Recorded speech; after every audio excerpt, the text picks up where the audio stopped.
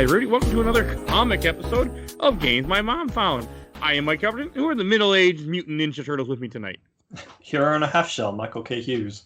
And Red Phoxx. Welcome back. Oh, I always like saying middle-aged because that's what we are now. All three of us. Oh, no doubt about it. But doesn't mean we have to act like it. I don't think recording 5 eposodes in a weekend is acting like middle-aged, but drinking beers, cutting your grass, that might be considered middle-aged. Falling asleep.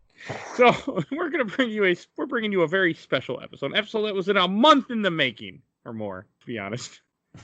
We're going to touch on the Teenage Mutant Ninja Turtles IDW run from 2011, the first 6 issues. Essentially the origin story of what the Turtles came. And we're not going to talk about that original origin story back in 1987 because nobody needs to hear that. So, is it 87 or 86 for Mirage? Mirage is 84. Oh, 84? Damn. Oh, the cartoon's 87. Mm-hmm. Yeah, the cartoon's 87. That's where I'm combining numbers. God. Okay. And I was a sucker for the cartoon origin story because that's what I grew up with. But yeah, all of us were. I really like the IDW origin, like just the way that they become, like the way everything about this comic that I read so far is pretty damn interesting. I'm real happy they took the chance that they did recreating that origin story the way that they did. You know, I would have assumed like, man, a lot of people are going to be pissed off by this, and they actually pulled it off pretty well. And they even got Kevin Eastman back to start it, or he's involved with it. It's better than seeing Bruce Wayne's parents die over and over again, or Uncle Ben. Oh man, tell me about it. Every movie, every reboot, comic, everything. Gotta kill him again. Get that gun out. Yeah, it gets like this starts. I mean, this comic starts off the way you would not expect it. You see three turtles and Splinter standing in an alleyway fighting a bunch of random thugs and a cat man. It kind of drops into it. Yeah, it's right in the middle of the action. Mirage did the same thing. They were kind of right in the middle of the action with Leonardo narrating, but in this one, you know, right into the action with characters you might not even recognize as well. So it does throw a little spin on it. Because old Hob is new, right, to IDW? Hob is new. Yeah. Okay. I don't believe he's in anything else. No, first appearance is issue 1. Issue 1, yeah. And he's the first villain you see in the IDW continuity. I don't like old Hob. Hey, Hob gets pretty cool. You got to give him a chance.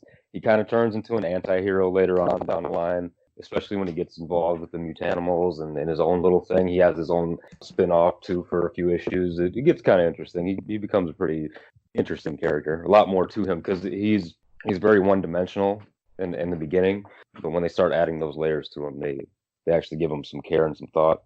Like he was a very, like when I first started reading this, he was a very random character. I'm like, what the hell is this cat thing doing? Like I was just very confused. There is something you should pay attention to with Hob as you're going through these initial issues, and that's because he starts becoming obsessed with like an army. So later on, we see like in the last issue we're going to cover what a army is going to be introduced to him, but that eventually leads into his own army, as in the mutanimals. So they kind of plant the seed early with bringing up this army stuff that he keeps talking about. That's cool. Yeah, that's cool. I think part of it just because I've read so much Turtles and I've been involved with Turtles, and all of a sudden here I am reading this and there's some other character I've never seen before, and the fact that all these regular humans are just like, yeah, we work for a cat. It's okay. We're fighting turtles. It's okay. Yeah, they don't really give an explanation right off the bat. But then again, you're dealing with like humanoid turtles to begin with. You gotta kind of suspend the disbelief and then I know see where they go with it. I mean, because Hob, I felt the same way when I was introduced to Hob. I was like, who the hell is this guy? Give me somebody familiar. But no, I think they did a decent job with him eventually. It worked. It's interesting how you see them fight. And there's a part where Splinter's like, I beat you before. I have defeated old Hob before. Then it's now, you know, and talking about how, and it's interesting because this is probably, I want to say this is the first time they have met since their origin 13 months before this. And they've been kind of like hunting each other or something for a while or something like that. Yeah, it seems that way. It's interesting. And and then, you know, it's in this first issue, you find out how they're missing one of their brothers because, of course, anyone knows the Turtles are like, why are there only 3 of them? And where's Raphael? And then all of a sudden you see a panel with a sad-looking turtle in a trench coat walking by himself. So it's interesting. With no mask. Yep, and people aren't that confused. Well, that's something also. I mean, you're bringing up Raphael. So even in the original Mirage, they kind of gave Raphael a little more attention than I feel a lot of the other turtles got. Leonardo initially in the first issue got a lot of attention, but after that, Raphael seemed to get a lot of that. And here in these first few issues, like the first three or so, again, he's getting a lot of that attention, that standout attention, other than the other turtles. I mean, Donatello, I feel even more so will stand out as the comic goes along, but Raphael, again, I don't know what it is with him. They usually give him a lot of attention. On this one, I wonder if it was just a copy of the Mirage where everyone wore the red bandanas, and the twist they have with the bandanas here in a few issues. I wonder if they just wanted to mirror that original red to. I think they did 100%. I think that I they were agree. really, it was a homage to the original 100%. I like how they actually did it too. They were wearing the color of their lost brother, and then they all kind of get their own, when he comes back around. I thought that was a really nice touch. And I think that moment right there is what really got me into these comics. Because when I was reading it, I'm like, when the hell are they going to get their colored bandanas? And it didn't take. It's pretty difficult to tell them apart otherwise. Yeah. Michelangelo's like a darker shade, but that's about it. Read the old Mirage and have fun. People never figure out who's who in those originals. For one, there's no color. So that ain't helping. And then if they don't have their weapons, in many panels, they have no weapons. So it's like, well, I don't know who the hell that was. I'll just, I'll figure it out on my own, I guess. I'm not a big fan of Mirage. The Mirage comics there's Mirage, they are rough, man. But the only thing about Mirage is that there's the moments that they do well, they do very well. And it's always involving Shredder. Yeah, the first 4 issues are good. Then it gets weird. We're not here. We'll talk about that someday, I'm sure. Yeah, well, we'll get there. I also like how after you get introduced to the Battle of Old then it shows 18 months earlier, and it shows the turtles all being just baby turtles in an aquarium. You're in Baxter Stockman's lab, or StockGen you're in. And I like how it starts out with, I like how April is a research assistant who's working here, not a reporter, not, she kind of has something more to do with them than just being like, we saw her on TV. I like that. Yeah. I mean, well, they gave this a lot of thought, but they also drew a lot of inspiration from that original Mirage run because she was a lab assistant in there as well. I mean, she just had a very like puffy 80s hairdo back then.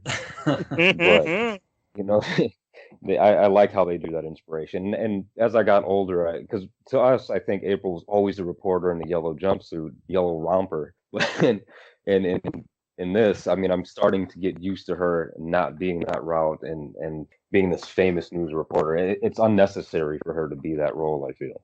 Yeah, I agree. I like this role more. I think wasn't the cartoon that made the yellow jumpsuit? Yeah, the cartoon was the yellow jumpsuit, just the role of the TV reporter, and then they adapted that for the first couple movies or whatnot, or first 3 movies. Isn't she a reporter in the reboot? In the reboot? No, I think she's a kind of. I don't remember anymore. She works for a journalism thing, but I think she's like an intern or something starting out. I need to watch those again. Not because I enjoy them. We'll give you a reason to watch them. We'll give you a podcast reason to watch them someday. Let me do it, man. I'll do it. And I like how the first time you see Splinter is this random rat sitting on top of the aquarium with the turtles, and they're talking about, he's just a rat we're experimenting on, and I like all that. Very interesting. So, speaking of the baby turtles, they have the flippers. Are they sea turtles in this one, or were they always sea turtles? Yeah, that's a good question. I know the original ones. Somebody figured it out, and they labeled them what turtles they were. I think these turtles are a bit different than the ones in the Mirage, actually. So yeah, I think these are more like sea turtles. Okay. And it's also in this issue when you get your first cameo appearance of General Krang, where he's a general and Stockman is talking to him on the phone and talks about the mutagen, talks about some other stuff that they're working on. I like all that too. I like how Krang's established right away, but very just we're gonna mention a name, we're gonna introduce something, but we're not gonna talk about it. We're just gonna keep going. Right. There's a lot of you'll notice that in the series. There's a lot of it's a slow burn with a lot of the storylines. It takes like literal months to almost years to get a storyline payoff. And this is one of those examples because you don't revisit that for quite some time. I do want to mention something here. Like when we were talking about the turtles being in the glass cage or whatnot, there is in the background a palm tree. I was always wondering if that was a reference to Slash himself, because Slash in the cartoon and in the comics, the Mirage comics, had an affinity for palm trees. So I was wondering if they kind of threw that in there because of that. He takes that palm tree later, I guess. I was reading. Yeah, so there you go. I wonder if at this time that's what they were shooting for. I don't know. Probably.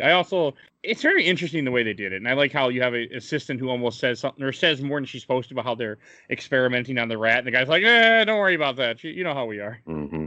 I like that. It's funny. And like how she pointed out one turtle, that's a feisty one. Ah, that's Raphael. Yeah. I like that. This scientist guy, Chet, is he a known figure later on? Is he someone I should know?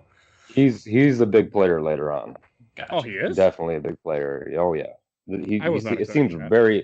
seems rather insignificant now, but this guy, when you find out who he truly is, he does play a very big role, especially in the Triangle War and whatnot. Cool. I shouldn't have read stuff. Nope.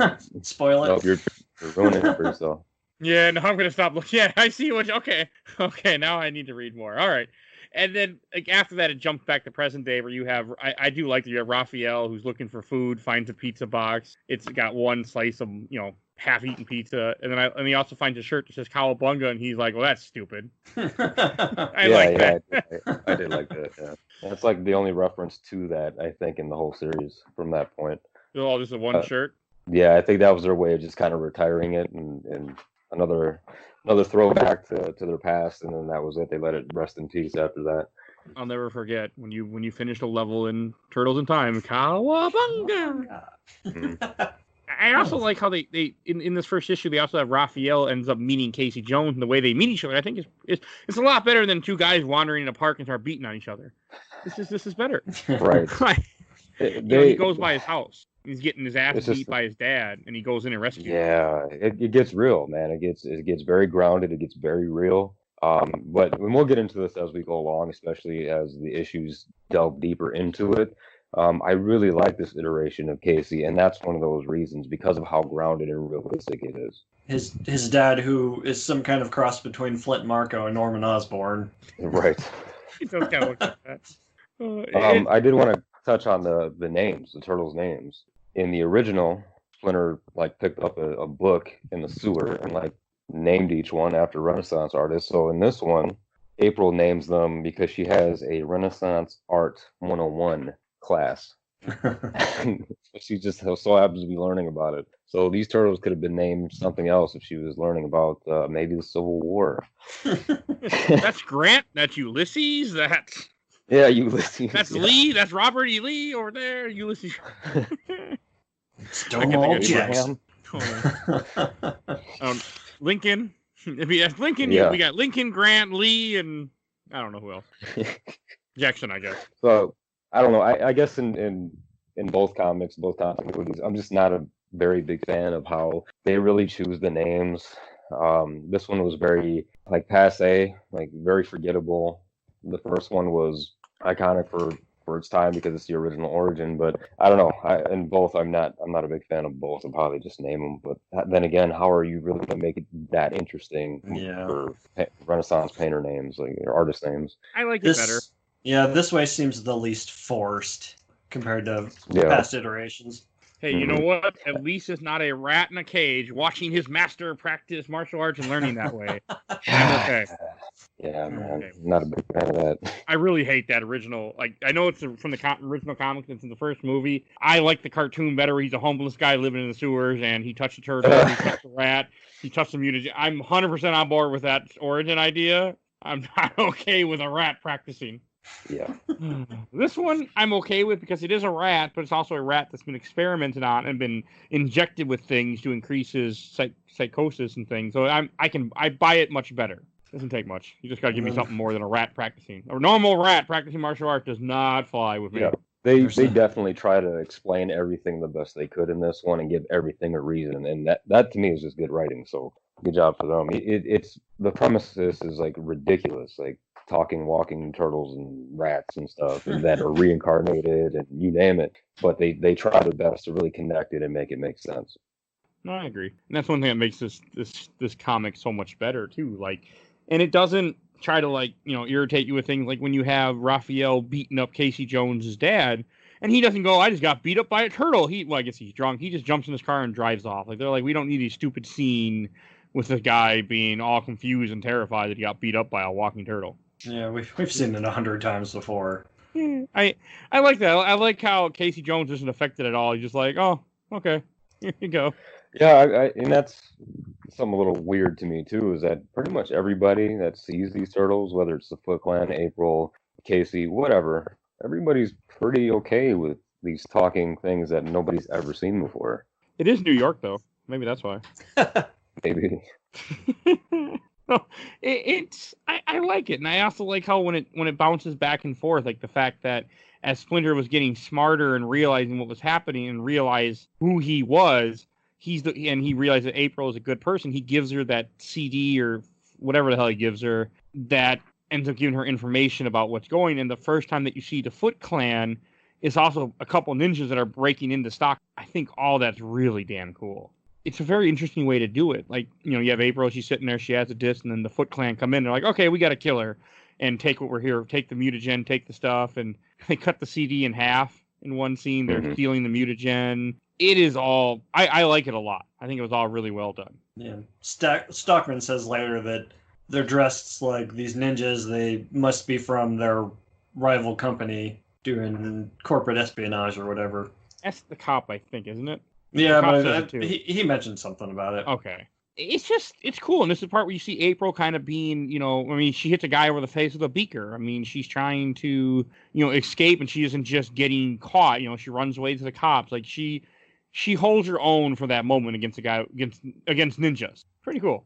And Splinter pulls the fire alarm. Yeah, I'm okay with that. So they gave him the drug. I'm okay, and he's realizing who he is, and he chases after the ninja, bites one of them in the face and the eye, which is kind of badass. And then that's the reason why the mutagen, the bag, the turtles, everything is, tossed away, because he got bit in the eye, which makes sense. If you bit me in the eye, I'm probably going to drop my bag and scream. I damn sure would. But, that CD that you mentioned, if you really pay attention to what it says on the CD, it shows even more so about what the turtles were doing in that lab and what their experiment was about. Because on the CD it says confidential property, terrapin, human exo armor, military application, and battlefield, and the rest is cut off. That's so Krang armor, right? Right. That's what they were going to use them to make armor for Krang's war. And Krang's, this is kind of a spoiler, but an obvious one. Krang's war is he's trying to take over the planet to facilitate it for his own people, to bring his own people back, because they lost their own home world. He's on a different planet, isn't he? He's not on Earth, right? Oh well, yeah, he is. Oh, okay. He's on Burnow Island, which you'll see later on. Okay, I thought maybe he was on like a portal or something, because it isn't in this first 6 comments. I was reading a little bit farther, and they kind of mentioned him, but I didn't get. I know the Krang War doesn't actually start like issue 17 or so. You get to that storyline. Yeah, it's down the line, and him and Shredder butt heads a lot, and I do like that they don't initially get along, and that war gets pretty bad. It's like a 3-sided war at that time, and it really is like a off the grid battle too, because the rest of the planet has no idea how close they were to just being taken over and overrun. And we'll have to talk about that later. Yeah, because I definitely want to read more of these comics and talk about it. Yeah, make sure you're reading them in order. You're going to miss a lot of stuff if you don't read a lot of those spin-off ones. Like the Foot Clan spin-off ones are really good. I'm reading the trade. A lot of good information in those. So we'll get to that though. It's good shit. I like how also when you have the rat and the sea turtles laying in the mutagen, and this is where Old Hob is first introduced, where you see a cat pick up one of the turtles in the mutagen, which again kind of makes sense. A wild cat probably would pick up some little animal, and that's all you see. You just see that, and then it jumps back to present day where they're in their sewer home, and you have these turtles kind of being the turtles. Leonardo practicing, Donatello building something, Michelangelo laying on the couch eating pizza. Like, it's the turtles. Yep. It's just very well done, and like the first thing that Casey Jones and Raphael do is Casey Jones puts on his famous mask. He's like, okay, let's go have some fun. I like that. I always love that mask. I'm okay. I like this version of the mask a lot. It's probably always the same mask, but I like the way it's drawn in this comic. For which mask? Casey Jones. Oh yeah. I mean, I don't know. They usually pull it off pretty well and everything. I just like Casey Jones a lot in this one. I like his origin. I like his character better. It just kind of really resonated with me more. Yeah. I mean, it's better than just an innocent kid in a bad situation, right? I mean, yeah, they did a good job. And what you guys might not know yet, his dad is also a very big major player down the line too. I'm not looking that up. Don't ruin it for yourself. But No, he's I'm a very little big upset player. that I looked up who Chet was, and I'm like, oh fuck. That name Chet, by the way, that was used way back in the Mirage days, just for because they thought the name was funny. Eastman and Lair thought the name was a stupid, funny name, so they would put it on anything from flower shops to you name it, and just use it randomly when they wanted like a filler name. And so they actually brought it back here for this. That's funny. Okay. It's weird, but yeah, no, I was in this comic, and I like how in issue 3 you start off with they're beating up somebody, and they rescue they rescue this woman's purse. You're like, here you go, and she just runs off, which again, perfect sense. You see a big green turtle and a guy in a hockey mask, you're gonna run your ass off. Yeah, no, they did a good job with that. That is the correct response to have in that situation. But I'm okay that most people didn't have that response. I like it that you have a couple thugs, you see them, we're like, yeah, we got to go tell old Hobbs something here. Mm-hmm. I like that. Well, I mean, they got a talking cat as a leader, so yeah, they shouldn't really flip out. It's nice that they sneak it in there that some people are going to react bad to him, just so the readers aren't like, why does no one acknowledge that it's just a giant turtle? Yeah, because they're on the borderline of making me feel that way when I read it sometimes. Mm-hmm. Yeah, I would agree too. And I didn't realize this when I was reading this before, but now as I'm looking at it in bigger picture form, when it jumps back to Splinter and old Hob, and Hob is carrying the turtle, you see that in Splinter's paws are all covered in the goo. And when he jumped, and like Splinter gets slashed too by the cat, because it's a rat and a cat. And I like that. That probably because he always seems like a weaker like Splinter's always weaker, and this also kind of helps show that he was injured. Yeah, so he has an injury that he's never able to be like a super badass. And that explains the use of his cane. Oh. He does use his cane, and in most iterations he does have a cane. So in this one, they actually give him a reason to use it, besides the fact that he's just old. Mm-hmm. I like that. I mean, maybe he just trained so hard in his cage, and that's why he needs a cane, huh? No, that's what it was. Yeah. Okay. But I like how again, he bites out Hobbs' eye. Which again, if you're a rat, you don't have a lot of things you can do to a cat, and the eye would be something you can do, and I like that. Splinter's got a thing for biting eyes because he bit the ninja too. Well, if you're a rat, there's only so much you can do.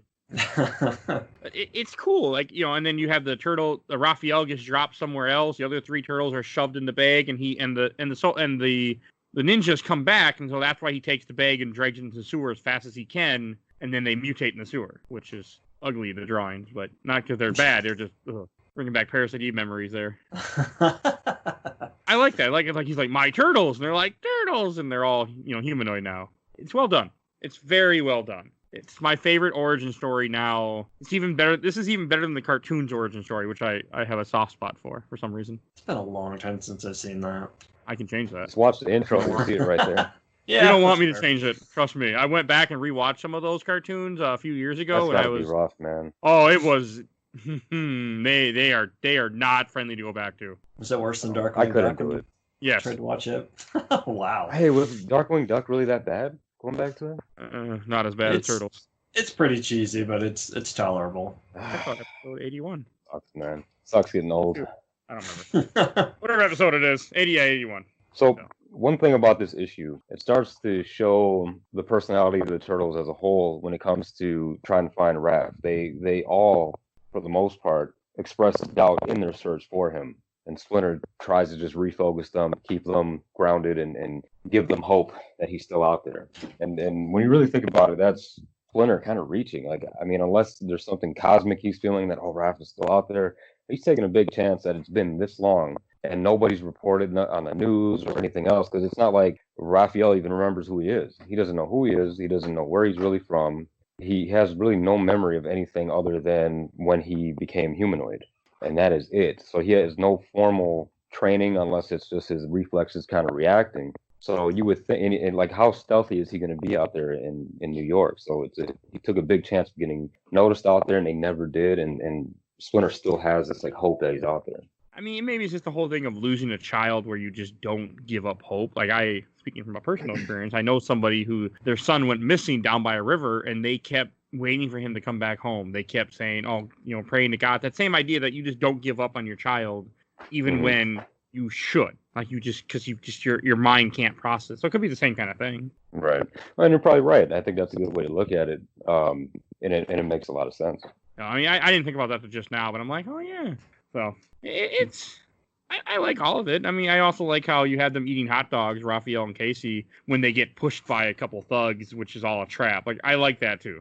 Just before that, we see a rare sight of Donatello and Leonardo butting heads about obeying Splinter's orders. Usually it's Raph and Leo. Yeah, there's no Raph yet. Right, Yeah. right, and that's a good point. So in this comic, and like I was saying earlier, Donatello has a lot more attention as time goes on, and you'll see when you guys continuously read this stuff, you'll see just how much of a role that Donatello plays, and even the Krang War and everything around that. So this is the planting the seeds for that, and how he kind of differs in his mind state from all his other brothers. Like he's the one that challenges even his own origin. For example, he's challenging stuff that Splinter's telling him. Donatello really stands out in this one. Yeah, because like we said, that Splinter's telling him not to give up hope, and Donatello's talking about how astronomical it is to find one person in a city the size of New York. Yeah, and I like that. You can just imagine if it was somebody we knew, like a friend of ours, who might be some cocky intellectual guy. Just logic is everything, nothing else matters. You know, Donnie is that guy. Mm-hmm. Totally. It's very good. I mean, it really, like, I'm a Turtles fan, but I'm not a Turtle fan of the comics really. And this grabbed me in ways that I was not expecting. And like the last page of issue 3 is when they show up in the park that they just got trapped, and old Hob shows up with his gang of humans for some reason, and it's cool. Like they realize, you got tricked. These characters look suspiciously detailed too for just being random thugs. I have a feeling they come back around at some point. I'm not gonna look to find out, but I don't think so. I think they're just thugs. One thing interesting, like this, because when I first saw this, I was thinking of the Purple Dragon, but none of these are the purple. These aren't the Purple Dragon yet. Not yet. Yeah, Purple I know they're Dragon in this. comes in later. Yeah, they're definitely in it, and their leader, which is somebody I don't want to spoil. You'll see who that is, but the Purple Dragon does play a bigger role later on for sure. I never knew who the Purple Dragon was until we watched the 2000. Is it the 2002 cartoon? 2003, the Phoxx Kids Yeah, I one. think 03. Yeah, that's a good cartoon, by the way. I watched that too Darker one, 5 years ago. That holds up still. No, I'm sure it does. You know, one thing about the Purple Dragons is the Purple Dragons technically is the first enemies ever in Turtles continuity. In the Mirage, they were the first, the gang that they're fighting, that's the Purple Dragons. Oh, okay, cool. This is why I bring you on these. You love your turtles. I do, man. I can't get enough. Them and Power Rangers that's it for me. We're gonna be doing that soon too. So I also like how, you know, when old Hob is there and he recognizes the turtle, of course, because he's, you know, kept his memory more and he's been involved with this. And I like how Raphael doesn't remember him, and then it clicks. Like Raphael's then, you know, all that trauma comes back to him where he was the turtle left alone, and he just gets pissed off, and it's great. You know, he remembers who he is, and I like how he's like, no guns, but you know, let's make it hurt. Because if they did guns, this scene would be over like 2 pages. Oh yeah.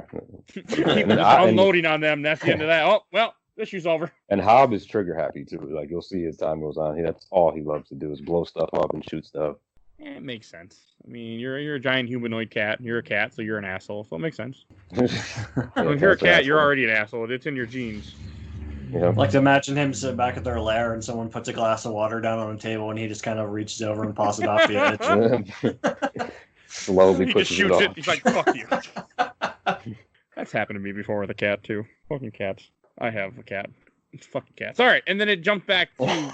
I like how it goes back and forth a lot in this comic, where you keep seeing stuff when it happened, when they broke out, and when the, you know, and everything they lost, and how Stockman is like, well, we lost millions of dollars, and, you know, like, we need that mutagen. Like, I like all that. That is very interesting. The first time they see Naked Hob come walking up to him, I like that, too. That is cool. Like, when it hits them, what the hell the mutagen really does.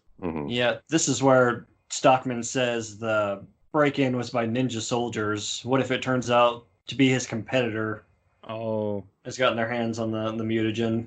I also like that Stockman is black again in this, because he's black in the original comic, but in the 87 cartoon, he's a white guy. Almost, and that's the crazy thing, because I was like, man, what, you know, when I was a kid, and then I saw Stockman in other iterations that he was black, I was like, the hell, I thought he was like some nerdy redhead guy, white guy, you know? But no, and everything else other than that 87 cartoon, they make him into what he was meant to be, which is what we see now, so. I which like is that. nice. I'm glad that Yeah. they went back to what the original idea was, and they didn't do whatever the hell they were doing back then. It's the 80s. Yeah, the 80s wouldn't have been okay with that. At least he's not played by Tyler Perry. I'm okay with that too. I am not a fan of that iteration of Stockman in those movies. I'm not a fan of those movies, so we'll get there. Of anything in those movies, period. Yeah, we'll get there sometime. And I also like when April's telling the cops about what happened about ninjas, and they're like, yeah, okay. Like, I like And that's that. the way they should respond. I mean, like, they think she's fucking crazy at that point. Yeah, because even she says that it sounds even crazy to her when she says it out loud. Like, oh, the rat, he hit the who's Splinter? It's not who, he's a what? He's a rat. So it makes sense that they just kind of ignore it. They're like, yeah, we can't. She's nuts. We can't trust her. It makes sense. And I like the way that they named the turtles, like where Splinter, when he's becoming humanoid, they're all becoming humanoid, and he talks, and they all have their names and goofy grins. And one thing I didn't realize, like in the original comic, it's been 13 years that they've been underground.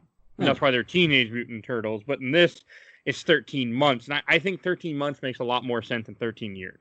Yeah, I agree. 13 years is a long time. Yes, it is. And when you're a humanoid or something of this idea where you've been, transferred through some kind of genetic mutation, it doesn't need to take you 13 years to get there because you're not a human. You're a different thing. So I'm okay with that. Everything's accelerated. I mean, they did everything they could to set the stage for this origin story to be accelerated in the span of 13 months, and they did a good job with it. I mean, if they didn't have the reincarnation thing, I think it would have been a lot harder to explain like why they might have those innate fighting skills, because eventually they even say like, oh, my body just kind of knew what to do. Well, that's because you knew these martial arts in another life. I like that a lot. I also like the fight that they have when all old Hobbs men are beating up Raphael and Casey Jones. You have him Raphael get hit with a crowbar in the back, and you got the shell, and they hit Casey Jones with a brick in the back of the head. That'd be done. That'd be the end. That'd be concussion. He's done. He's out. We ain't seen him. He's out of this book. I think it's supposed to look like it hits the mask. Yeah, maybe the thing with Casey too, that is not the worst that he goes to. He damn near dies in this comic. I ain't gonna say how or when, but he goes through some stuff, and it's actually very good storytelling at that time. I can't wait till you guys get to see that. Yeah, he's the Hawkeye of this comic, apparently. Mike, if you want to reread that and re-record it, I'm all good for it. Nope, I mean, you're good. Let's talk about Turtles some more. Come on, bro. Unfortunately, no one gets that joke but him. But oh well. So I also like that after they beat the crap out of Raphael, old Hobbs is like, okay, I'm ready to shoot. And he puts the gun right up against his face. He's just like, we're done. And that is just awesome because it's not a villain being stupid. Oh, we're going to tie him up and take him with us. Nothing's going to happen. Like, he's like, no, fuck this. They don't need you alive. They just need you. Let's end this quickly. Like, I like that. I don't like when villains do dumb things that have to happen for not to kill the heroes. I like this better. Yeah, he was ready to blow his brains out. That is a true villain. Like Hobbs is pure chaos, man, and they try to really show that in these early ones. I like it. It was very interesting to me, and it was very well done the way it does that. How it wasn't just he's a killer, he's this. Like, no, they actually show him not just being a dummy, being like, yeah, I'm going to get rid of you. I was good with it. And I like how he's just about to shoot him, and he gets ninja stars shot into his arm, and then he's like, yeah, and then the turtles show up. Like, that is also badass. Yep, that's a pretty great panel. Because they've been, looking for Raphael all this time, and they're patrolling and taking out old Hobbs men, and then when you have the fight with old Hobbs and the turtles, that also is pretty cool. How he tries to kill Raphael but fails at it. Mm-hmm. He tries to rip off his shell or something, it looks like. I don't know, I didn't get that panel. Something like that. It looks like he's just kind of pinning him to the ground. Oh. I like it, though. It's pretty badass how they beat Hobbs' ass, too, and Raphael's ready just to kill him. I like that. After he bites his arm. Yeah, I don't think turtles have teeth, but these turtles do. It's all cool. And then when they're like, brother, and he's like, brother? I like that, too, when he realizes, because he wasn't, he was in the heat of the fight, he wasn't even realizing who these people are. Mama? Not the mama. It's good. It is. And like the last panel you see of this page, where Raphael's hugging Splinter, and he's like, and he's finally reunited with his lost son. That is powerful. It was an Yeah. emotional comic, man. There was a lot of development in this one. Overall, a lot of emotion just displayed in this one. I did recap a little bit on this one. I'll read it a little bit to you. So I wrote that Donnie has the biggest development, showing that even early on he tends to disagree with most of his family's decisions, being that he thinks logically instead of emotionally, a trait that lasts long throughout the series. Raph is the opposite, though, acting purely on emotion. So they have those polarizing personalities. I like how they really drive home each turtle's individual personality in the series. It's It's well pretty done. cool. Yeah. It's nice to see Donatello get more personality instead of just being the smart one. I definitely would not mind owning this comic because this is one damn good comic. It's surprisingly good. And the issue 5 is when it starts to really like get weird in a way. But I like what they did. Like I'm okay with where the story goes, and it starts off where it's like the scene playing out below me is eerily familiar, like a chapter from a story that's already been written. And in Splinter, he's trying to get back home from wherever he was at, where you have thugs with guns, old house men looking for them. And he's just taking them out one by one like a ninja, where he's just choke holding them, and it's cool. And then it shows him as a ninja from Live a Live running around on top of roofs taking out ninjas and things. That's exactly what I was thinking about. I can hear the music right now. We have been talking about doing that game on this show for over a year at this point. Oh. Let's do it. We will be. It was actually in season 1. In my rough hatch of season 1, it was there. Then it got taken off. But someday it's coming. I've always wanted to play it, so We will be. So this issue right here, out of all 6 that we're covering, this one right here is the best one to me. I love the origin story. I love how they just dig deep and get to the point of where these guys come from, and you actually get to see the turtles as humans and Splinter as a human for the first time ever. It's really good that way too. Like the fact that I love how they like there's even one part in here when he's sneaking around, he throws a can to distract them. I like that too. Because it makes sense. I mean, a bunch of stupid thugs, yeah, they would go after a can. I mean, maybe, special genome soldiers might not go after if you threw something to distract them, but I understand it when it's a bunch of thugs. it works in Far Cry. Yeah, it does. He's dealing with these idiots who, that are just uneducated thugs, right? When he's used to dealing with very skilled, trained ninjas. So this is like child's play to him. I love how they not connect trick any Japan. ninjas that he's dealing with, but he's throwing a can for some retards in an alley or dumbasses in an alley. Yeah, it's Makes sense. not a comparison. I like it. I love how it goes. I love how they did this. How they talk about Hamato Yoshi, and it shows the Foot Clan, and it shows Rakusaki. Say Saki. Leading the ninja clan and being like, "We're gonna kill everyone." I mean, the civilians kill everyone, and that's when he's like, "Nope, I'm done." I like that. I like that a lot more. Where it's the Foot Clan is showing how evil Shred, who's gonna be Shredder someday. I'm assuming it's a reincarnation of Shredder too. No, you'll see where that goes. That is the same guy. That's the same guy from feudal Japan. Is the same Shredder in the present day. I hadn't thought of I that. won't tell you how or why. Yeah, I won't tell you how or why, but it's the same one. You have my attention. But I like this. I was really impressed with the story where he runs home and his wife is killed, which is, again, that happens all the time in the comics. And like, it is bad. And they come for the kid and he just guts them. I like that. And I love all that where she's like, protect the kids, and all the kids are wearing orange, red, blue, and purple. Each one has a different color on. Yep. All that was just cool. He picks up the kids, runs off. I really like this horde. It's good. Very, very good how they did it. And that goes into their martial arts skills too, because he was training them to be survivors. Because he knew he was on the run from Shredder, and who would become the name Shredder. He was on the run from them, so he had to teach them to be survivors, giving them the skills they need in the present day. It's very good, and everything with this, and then he goes back to Casey Jones, and I mean, again, this is just like move the plot to introduce characters where you have the whole tutoring thing where April's like, hey, I want to be taught self-defense, which again makes perfect sense after what happened to her, and Casey needs tutoring. So I like how they do that, and they bring these two characters together. I like that a lot. I thought it was a very organic way to bring them together. Yeah. I liked it a lot. It's better than the Turtles movie does it, so. I like that movie, as you can see in an earlier episode, but still, there's things I don't like about that story. And I also love how, like, this whole, and then, and Splinter is also trying to come back home and is bouncing back and forth, and you see all the kids using each of their, weapons, and they kind of have their same personality, too. One is, Michelangelo's more jokier, Leonardo's more serious. Like, they did a good job with that. And then you have Arakusaki show up and ties them up and executes them. Like, feudal Shredder. He looks pretty sweet. Yeah, Yeah. the Cuts off design their was heads. cool as hell. Like he kills all four of them, then he's like, and then I love how, you know, Splinter's last thing is, but now that my sons are dead, I'm no longer bound to that promise. Know this: when we meet again, I will destroy you. I like that. He's like, fool, never meet again. Says he's been on the run from him for 11 seasons, so almost 3 years. He's been training his sons to do martial arts. It's cool. It's a great way to link, and this is also when you first have them get their colors, and this is also what we had mentioned earlier, where, you know, they are wearing red because of Raphael, but now that they have found Raphael, they each get their unique colors, which again were from, you know, back in feudal Japan. I think this is also when Splinter says that they're reincarnated. He doesn't know how, but they are, which badass. And when he gives them the size, all this is just so kind. Yeah. Side presentation and the new bandanas for everybody. Another emotional comic, not only with that ending, but what they went through. So good. This is also right before you get to issue 6. You have two of the miniseries, which was a throwback to the original Mirage that we'll mention both of them kind of quick. One is the Michelangelo one, which doesn't need to be mentioned because it's stupid as hell. I don't like it. It's him at a party. They think he's wearing a costume. He ends up meeting an FBI woman or something and fights these guys in costume. It's not very good.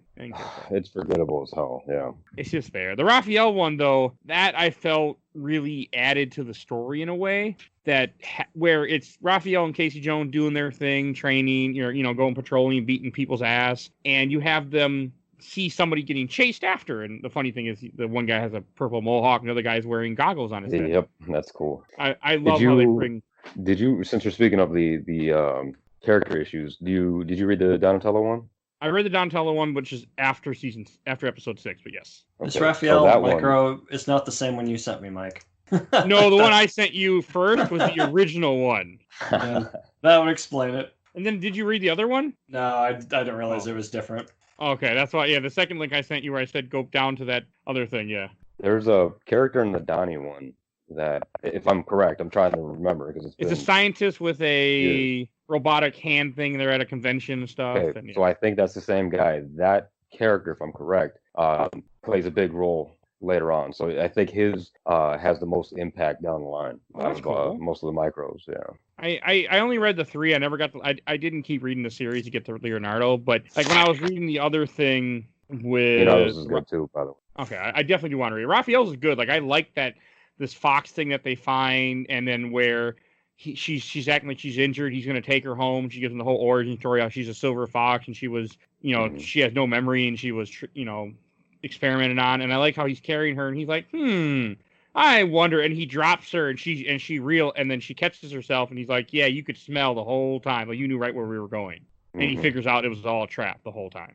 I like that. It was really good. And it's the first time that they run into another mutant animal besides Old Hob and themselves. Like that is also a cool thing. And it's also in the end of that issue is where you have, you know, he gets rid of the Phoxx, he loses her, he goes home after, you know, running around and trying to make sure she can't follow his trail. And this is also when you see Shredder, or not Shredder, a ninja talking to Bebop, Rocksteady, and they're like, hey, we need powers too. And in the shadow of the ninja, it's like about the master will decide it's Shredder. Like that is awesome. That is also your first time you ever see any notice of Shredder in the modern day. I like that a lot. Yeah, that is a super cool page. Yeah. No, I'm sorry you read the old micro series one from That's okay. Mirage. That's Casey Jones' first appearance though, if you were curious. The real book is worth a lot of money. I've seen it. I've held it. I did not buy it, but I've held it.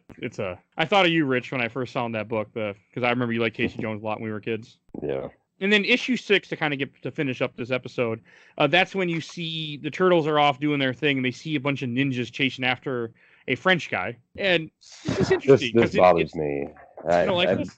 Because I know where this is going, and I've read this whole arc. So these guys, the Sabate, I guess if you want to call them that, they are meant to be opposition to the Foot Clan, like something equal to the Foot Clan, and they're very skilled or whatnot. But I think the concept, these guys, and it really doesn't for them. But these guys are, I don't know. I thought they could have did such a better job with a foil to the Foot Clan, other than some French hardcore like warriors. Like I thought it was so corny, man. I do not like it.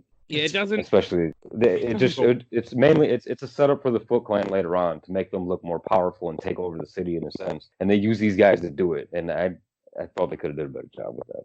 It's a little weird to me. Like, this issue kind of felt like a whole different story at first when I was reading it. I was like, what the hell is this French guy doing who's speaking French, who ends up blowing up some foot soldiers after they pick up a little orange thing from his dead body, or maybe no, that was on purpose, was it? Is that a smoke bomb? Yeah.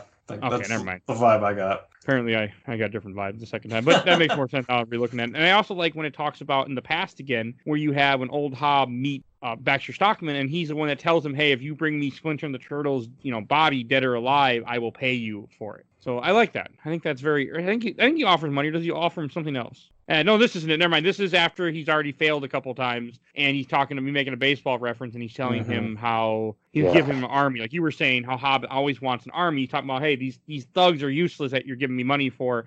I need a better army. Okay. Now I'm on track.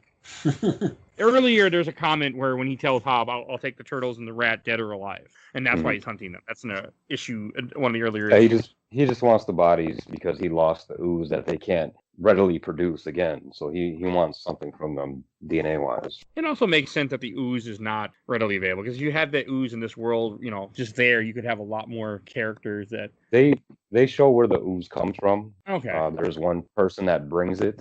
That provides it, produces it, and then Baxter's job is to actually produce the mutagen from the ooze itself. Oh, all right, interesting. Because, and this goes with Shredder. I'm not going to say how or why, but that original ooze has something a lot to do with him. The unrefined version, the pure version of him. And I can't wait to read more of this comic. This and Mega Man. I feel like this could go for a while. We're also reading the Mega Man comic on this show too. Good is that, by the way? You don't want to know. I'll send you later. I'll show you later. I know what that means. It's good. It's actually pretty good too, but it's not good. It's not this good. It's a different kind of good. Okay.